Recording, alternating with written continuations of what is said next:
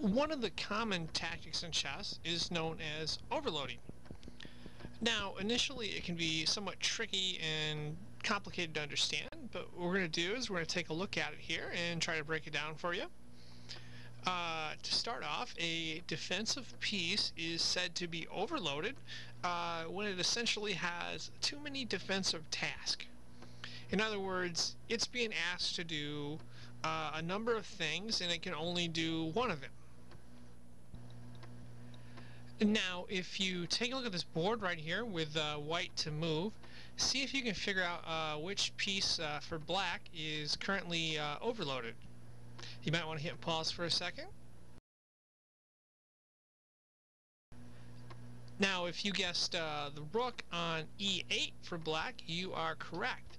The rook on e8 is overloaded because it is guarding the knight on b8 and the queen on e6.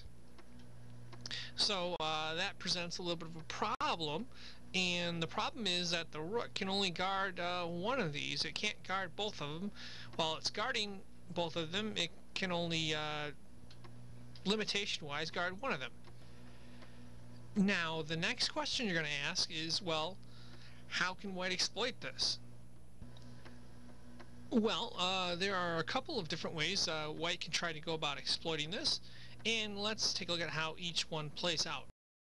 First of all, white could take the bishop on f4 and capture the knight on b7 there. And now black has to decide what to do.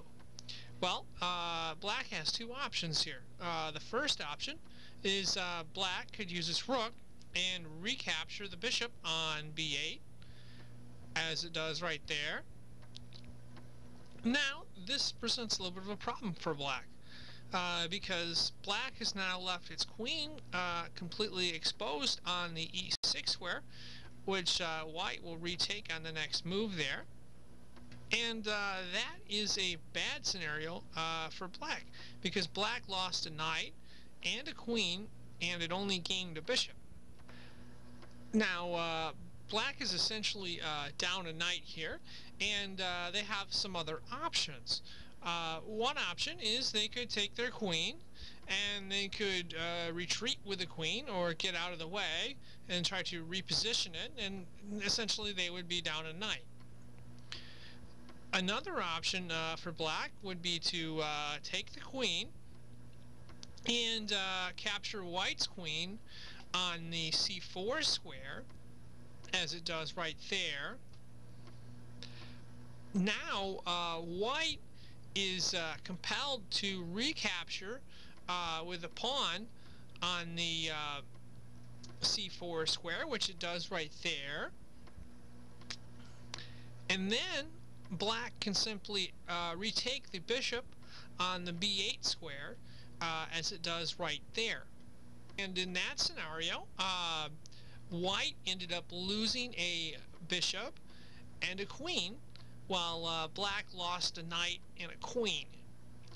Now, unfortunately for black, black is still behind in material and may not be able to close off in the endgame here, because essentially white is winning. But that is probably the best case scenario in that situation there for black. Let's go back to white's other potential option here. And white's other option, instead of using the bishop, they could use the queen on c4, and what they could do is they could capture black's queen on the e6 square, and it'll capture right there. Now this presents a little bit of a problem for black, because black is down a queen, and black is essentially obligated to retake the queen on the e6 square, as it does retake right there, so it doesn't fall behind a significant amount of material.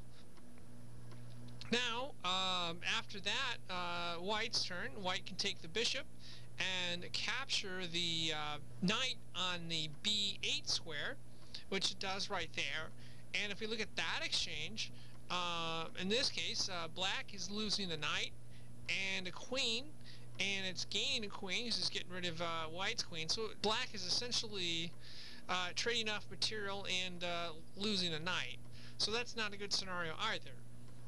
And those are essentially white's two different options for attacking a overloaded piece. And just to reiterate, essentially a defensive piece is overloaded when it has too many defensive tasks, and it can only cover one of those tasks, and that typically results, if the opponent can figure it out and figure out a way to exploit that, it typically results in a loss of material for the player with the overloaded piece. And that is an example of how overloading works in chess. Thank you for watching.